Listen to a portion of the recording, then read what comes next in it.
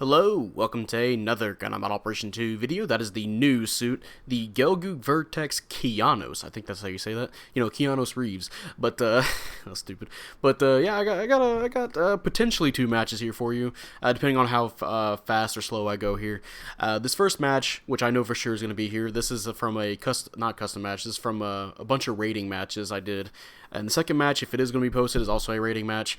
And I decided to use the second primary weapon that this suit has. If you guys don't know, you can actually choose between two weapons this suit has. The first weapon is a beam rifle, and it's pretty much the Gelgoog's beam rifle, where it has, you know, the grenade launcher as well. You have 3 instant stuns with this weapon, and the Dryson bazooka is its second primary weapon. I wanted to use that because it was, you know, something different. You know, I've already played the Gelgoog, and I was like, okay, so let's change it up a little bit. Let's change it up. You know, let's use the Dryson bazooka for now, right? So yeah, we're using the Dryson bazooka, and we'll see how we do. And yeah, this is a 600 general. And yeah, it's another Gelgoog Vertex, except this one's piloted by Uma Lightning, I believe. And yeah, we'll go ahead and get into the stats here. I already mentioned this is a 600 general. And for the stats, you have 19,000 health, 22 ballistic, beam, and melee resistance. You have 30 range and melee strength. You have 130 movement speed with 225 boost speed, 80 thruster gauge, and 75 turning speed. And for slots, you have 16 close, 18 mid, and 10 long range slots. And yeah, the slots are a little bit, or the resistances seem a little bit low to me. So for some of my builds, I definitely gave myself at least beam resistance, because I know I'm going to need that for a cost that has a lot of beams. And I did go for one of my builds. I did go for more melee resistances as well. And for the other, I did a third build actually. And the third build, I just focused purely on range and melee with a little bit, you know, a little bit of beam resistance, which I believe is what I'm using here.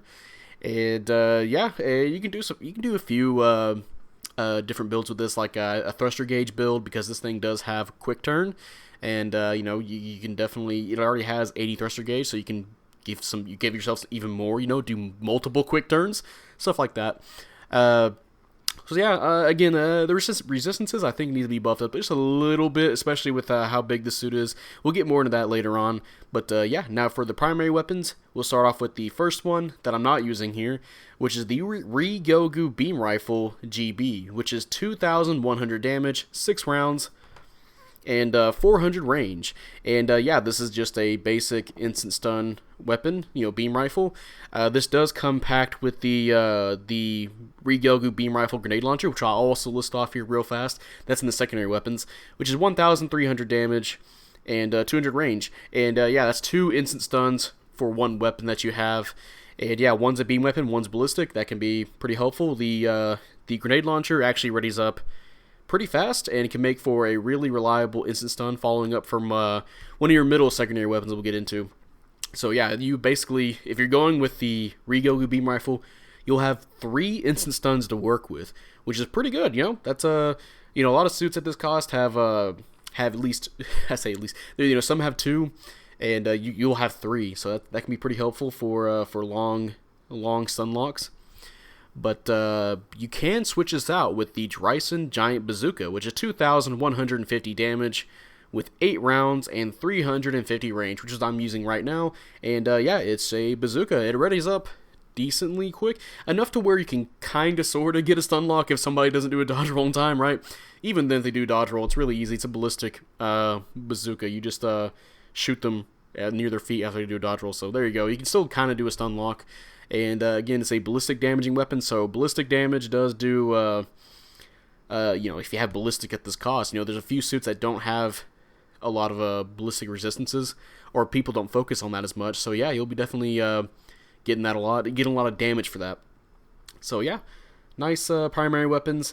And now for the secondary weapons, oh no, my bad, I forgot the melee weapon for your primary weapon. You have the GVC Beam Bayonet, which is 2,800 damage. And yeah, this is basically the Gion Eos, is that how you say it? Gion Eos or Eos?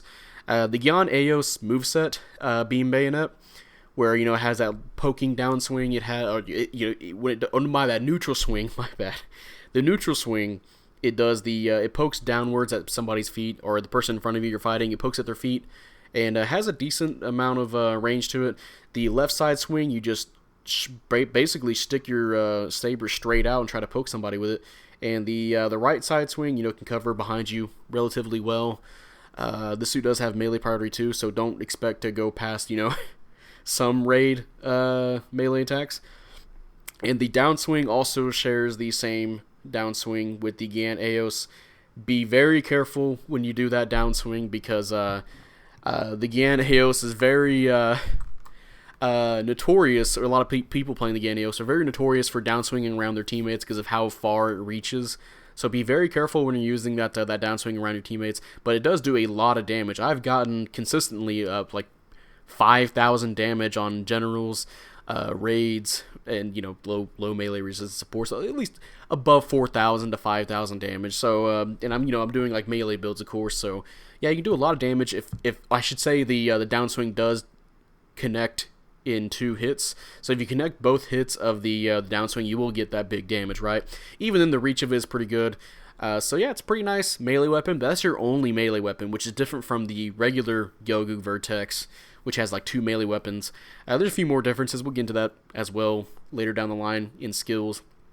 But yeah, fine weapon so far. And now for your secondary weapons, now we're getting into it. You have the Backpack Missile Pod, which is 450 damage, 8 rounds, and 400 range. And if you're familiar with the Gelgoog, which, you already have the Gelgoog beam rifle, yeah, you have the backpack missiles that it also has. And yeah, you can kind of do the same thing that the Gelgoog does with those. It takes 4 hits to stun. It's a stun accumulation, and if you do a downswing, you can immediately use that for combo where you can boost backwards. You can boost while using these. You can boost backwards, shoot them with the missiles, and then come in for a neutral swing or maybe another downswing if you can fit one part of it in. I think it can be very tight, but I think you might be able to throw in both parts of it to hit. But either way, yeah, it's a pretty good combo weapon, starting off to send somebody's way. I believe it has ASL, so it has slight tracking onto it, so yeah, pretty nice. It doesn't track while it's moving, of course, but you know what I mean. It'll try and go in their direction because of the ASL. Next weapon is the Arm Grenade Launcher, which is 2,400 damage, 1 round, and 250 range. And yeah, just like the Gelgoog here, another Gelgoog weapon, the Arm Grenade Launcher, except I believe, I haven't played the Gelgoog in a hot minute, but I think the Gelgoog shoots from the right, and this suit actually shoots from the left, which is a lot more helpful for aiming, of course. Actually, no. I believe I got it switched around. I believe, yeah, it shoots from the right side, while the Gelgoog shoots from the left. So that's definitely a lot more helpful for aiming, because, you have right side advantage when you're aiming. So that's pretty nice, and it does do a lot of ballistic damage as well. However, this thing does ready up the slowest out of all your weapons, so if you're going to do a stun lock, this is preferably the weapon you want to start that stun lock with. It does do a ton of damage, and you can use that to start off, and then you follow up with your grenade launcher, and then straight to your beam rifle, or you can use a Dryson bazooka afterwards. And hey, before we continue, this is the end of the first match, so I'll go ahead and post that second match. And I won't commentate, what's going on in the middle of it. I won't say what happens in the stats afterwards because, I can't see what's going on really. I think there's a disconnect change there because I lost connection for a match and it counted as a caution, which is unfortunate. But I think we ended up losing. But I think we did fine. But hey, mission completed. And hey, top individual, top assist, and top damage. Don't mind that at all. Going to praise the level 4 Gelgoog, and hey, first place, 5-2. So yeah, did pretty decent, over 100k damage. And yeah, now on to the next match, whatever it is. And now back to the secondary weapons. The next weapon here is the GVC Vulcan Pod, which is 80 damage, 60 rounds, I believe. Yeah, it should be 60 rounds, and 200 range. And this thing, unfortunately, you cannot boost while using these Vulcan pods, but they do have a great amount of stun accumulation. For 60, I believe it takes a little bit before the halfway mark to get a stun. And if you guys seen my my initial testing of the suit, you can use that to mix up with the missile pods, or throw in some of your beam bayonet shots to get a stun pretty fast. You have to be careful, of course, because you are a sizable suit, so you might want to be careful how you approach somebody, because they might be able to hit you before you get that stun accumulation. But it does pretty good damage, and again, 80 damage with 60 rounds. It shoots 2 bullets at a time. That can build up pretty fast. It's ballistic, and of course, since they are Vulcans, you can use that to finish off pilots. So yeah, pretty nice. Next weapon, I really don't like the name of this because it sounds kind of silly. It's the beam gun with beam bayonet, which is 1,000 damage with a 30% heat rate and 300 range. And it's not the best at stun accumulation. I believe it takes 4 or 5 shots to get a stun, and the ASL is kind of iffy half the time too. I've been spoiled rotten by the Jesta Cannon's beam rifle ASL, its primary weapon, where it just feels like it just hits every time, no matter the range I'm at. Like at 400 range, it still feels like it hits consistently. This one, the beam travels a lot slower, and it just feels like it can miss more easily. But if it does hit, you can use that for build-up damage. And again, if you're using your Vulcans with it, you can get a few shots off with the beam rifle into the Vulcans, or some Vulcans into the beam rifle to try and get a stun if you don't have a ballistic weapon afterwards, or none of your stuns, I should say, to work afterwards, or they're not ready. So yeah, it's there for that damage. It's pretty nice. I think you can shoot 5 rounds before it overheats, and yeah. So if you just use 4 shots and then you throw in something else, you can always come back to that beam rifle for more added damage.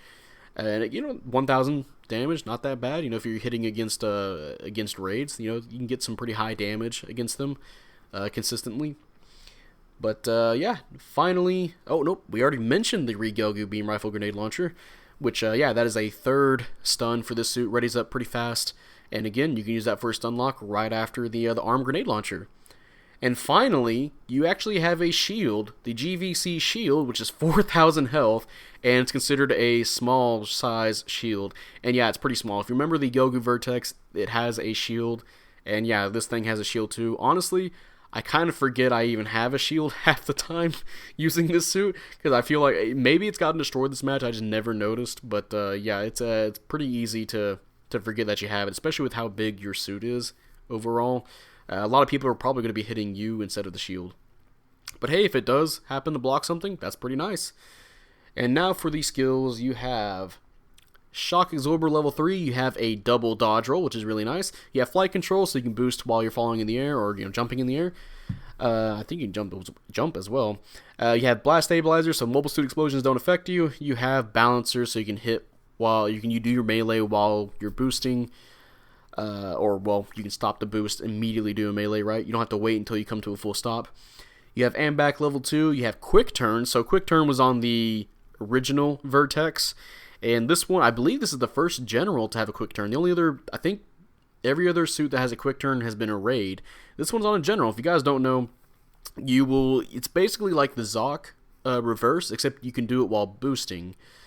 And you can boost forward, you can press the touchpad button, and you'll do a reverse. You can even tank stuns with it. Unfortunately, you'll take a little bit more damage while doing it, but that can save you in a quick situation. There's actually I think I have a match recorded where I use it against a Ifrit Schnei to absorb a shotgun shot, and then turn around and immediately tackle, because, Ifrits will always go into the melee when they see, the shotgun landed, right? So, yeah, I went ahead and tackled him and got a pretty good damage output out of it, because the counter does a lot of damage, and it looks pretty sweet too. You just stab him with the bayonet. Finally, it's not the goddamn kick. But yeah, Quick Turn could be a pretty useful ability to absorb stuns, but of course you have to be very careful, because you will still take damage while doing it. And of course you can use that to swerve on people. You come up with your melee. They'll try and tackle you. Just do a Quick Turn, and there you go. It's pretty dirty to go to use with the beam bayonet downswing, because it has such a far reach. You can be a little bit away from them while you do your Quick Turn and then still hit them with it. So yeah, I can do some pretty dirty things with that. You have Force Injectors level 2, so you can boost back and forth, up and down, whatever you want in space, multiple times in a row. You have Melee Combo Controller, that's 2 melee swings. You have Damage Controlled level 2, so stun accumulations will take longer, or they'll take more ammo to stun you. And you have Leg Buffer level 2 and Back Binder Cushioning level 3, which I believe is 30% off in damage, or damage will take 30% off when they hit you in the I'm assuming it's the backpack shoulders, because those things showed out pretty far. And yeah, that is the Gelgoog Vertex Kyanos. And I gotta say, on paper, and sometimes, this suit is actually pretty damn good. You have three, if you're using the beam rifle, you have 3 instant stuns to juggle somebody with. You have a pretty decent amount of stun accumulation to work with if you're using the Vulcan pods consistently. However, you can't boost while using it, which is very unfortunate, which leads into a pretty big downside for this suit. It does not have maneuver armor, which almost puts it in a Masala situation. If you guys don't remember, the Masala doesn't have maneuver armor, and that suit is big, and that pretty much helped kill it off for a lot of people, because you have such a massive suit with a lot of good weapons on it, but it's really easy to hit, and it can be really hard to get some of your stuff off, especially with this suit, because again, the armed grenade launcher takes a long time to ready up, or significantly longer than your other weapons, and that's the one you want to start a stun lock with, right? Well, yeah, you're just sitting there in front of somebody, and if you try to boost away, if they shoot you, you're going to get stunned, right? And of course, you have the, if you're going to use your Vulcan pods, you have to not stand still, you have to not boost while using the Vulcan pods.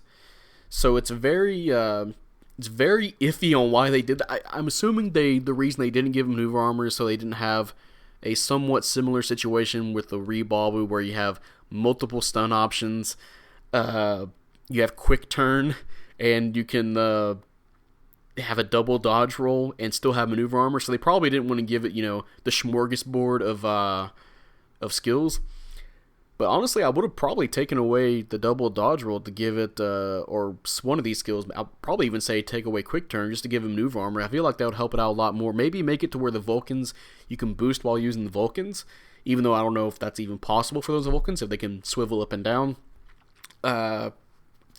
Technically, but it seems to be a pretty big problem for this suit for a lot of people. A lot of people just immediately dropped it because of that, but it can also be a pretty big pain too, because multiple suits at 600 have this have multiple ways to stun. Just off the top of my head, the Haikushiki Kai has a bazooka and a beam rifle to stun you with. The Stark Jagan has the Shroudal bazooka and the beam rifle as well, even though I think that's 550 first of all. But there's a few suits like that, right? So it can be kind of tough for the almost said Gelgoog, because it shares a lot of weapons. The Kyanos to do something in a 1v1 if it doesn't get the first stun, because then it has to waste a dodge roll or attempt something while it's getting stun locked. It can't really get out of that situation, right? And it can't really approach without having to stop and fire something. So, it can boost while using the missiles, but that's not like exactly reliable. You know what I mean? But yeah, again, there's some really good things about this suit, which I gotta say, I think it's a good suit, and I think it has potential on a team, because if you're working in tandem with a coordinated team, this suit can be really scary, because again, 3 stuns to work with. This thing can be a really scary general to partner with. So if you're like, let's say you're a raid and you're going to go after the support. Oh, I'm going to go hit the support. And here comes the general. Let's say it's just a regular general, right? Just coming up to you, stun you. Alright, you got stunned. I'm going to do dodge roll. I'm going to melee you now. Because you got melee priority 2 or whatever. If the guy tries to out melee you. Oh, wait, here comes Kyanos. Bam, instant stun. Oh, that did a lot of damage. Bam, another instant stun. Oh god, that hurt. I need a dodge roll because the other guy's getting up and he's about to shoot me. I'm gonna do a dodge roll. Okay, oh bam, I got hit by another stun lock, or another stun, and then the first general is gonna finish me off. So, yeah, this thing could be a really scary partner general to a lot of suits. And honestly, it can make for a really good suit at to help at the mid range, and then get closer to poke at people with the beam bayonet, because it does do a lot of melee damage. Again, I've gotten consistently over 5,000 damage with the the beam spear or the beam bayonet. So it has its uses, but unfortunately, because it doesn't have maneuver armor, it can be really tough for a lot of people to get in with how big the suit is and how easy it is to hit. So I think we might have another Masala situation with this, although, it could be wrong. A lot of people might want to pick this up because because it has that many stuns. And, maybe I have seen some crazy things people are doing with the quick turn where they'll play it on a map that might not be the best for them, like a big open map like Desert, right? And they'll know exactly when the enemy is going to shoot them, so they'll do quick turn to absorb the stun, and they'll keep moving. Which, again, not a lot of people can't do that, so that's just some stuff I've seen. It's obviously not nothing people can do all the time, right? But yeah, I think that's going to be the end of this video. If you guys enjoyed this video, leave a like, subscribe if you want. I'd really appreciate it. And, type up in the comment section how you feel about the Gelgoog Vertex Kyanos. Do you like it? Do you hate it? And playing it, I think it's fine. I've been doing really well with it. I know to not get too close to people to where they can stun me, but I can stun them effectively. The melee damage is the range damage is there, the melee damage is there. You just have to be careful how you approach. And I think that's what's ultimately going to doom the suit, because there's a lot of suits at this cost that are smaller that also have multiple instant stuns on their side. Decent stun accumulation as well. And this actually, I wouldn't say that because this thing does have damage control level 2. So I should just say that there's a lot of suits that have a lot of multiple instant stuns. So it can be a little bit tough for this suit. But hey, if you got a coordinated team, you got some friends to play with, this can be a pretty scary suit to face off with against enemies, or it would be pretty scary if you're the enemy against a coordinated team. And, you got this suit and another suit. Let's say this suit and the Haikushiki Kai together fighting people. Oof, that can seem pretty scary. I was thinking of the level 3 Gelgoog, but I don't know if that's even a thing at this cost. If people even play that often, I don't really see it that much, so I'm assuming it's not the best thing to pick. But yeah, again, I think it's pretty good, but I think it will suffer because it doesn't have maneuver armor for how big it is. But yeah, I think that'll be it, and I will see you guys later. Bye.